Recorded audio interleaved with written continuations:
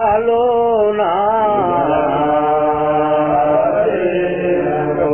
alona alona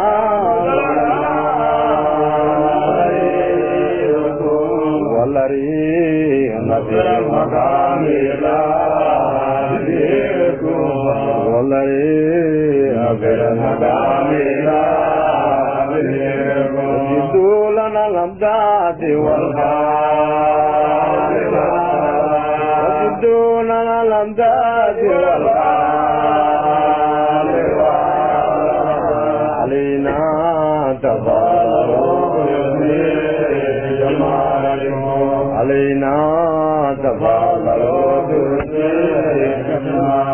حاجة الممنون في لنا حاجة الممنون تفضلون علينا يا تفضلون علينا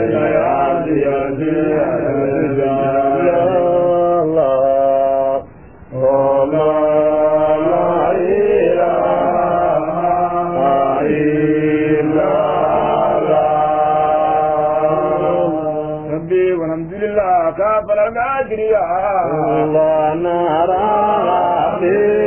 ولا حمد لله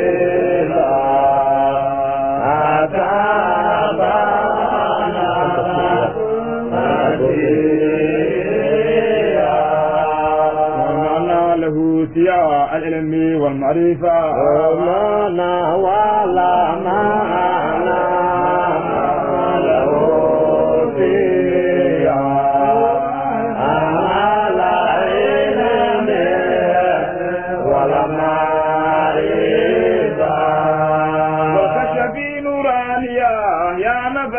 تبير الله مولانا ولا كجبير نورانيا آيانا فادير تبير الله السر والجريا زودني بتقوى الله مولانا بيسير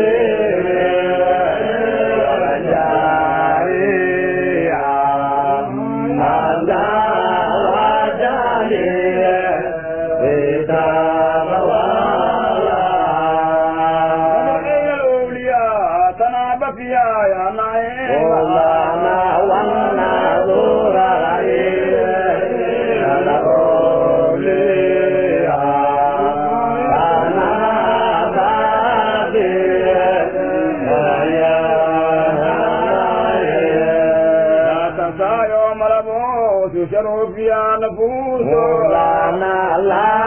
تنسى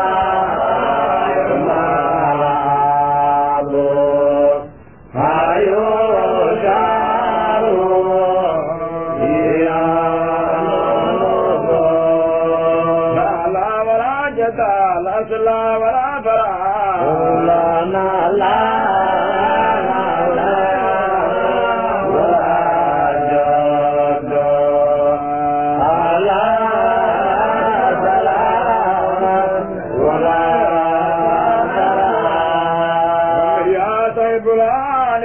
بالله إنسان مولانا وميلا يا زان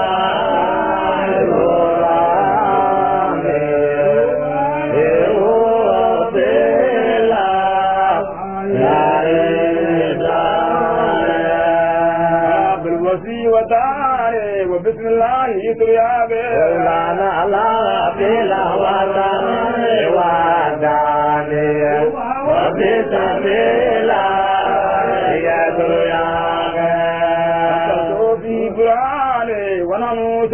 بانا سالا دوسي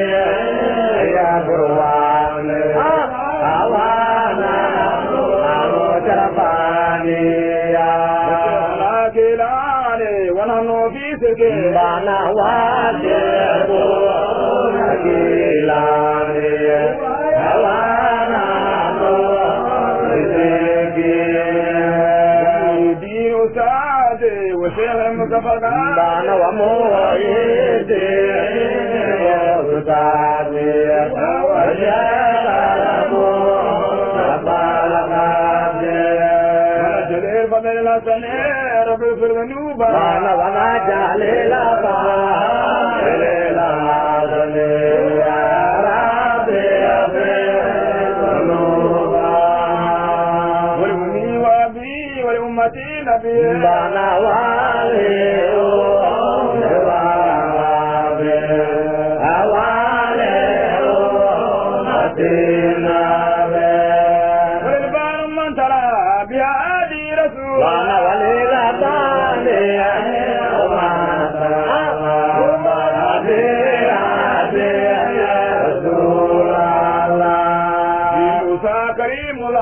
وجه غير لا بمولا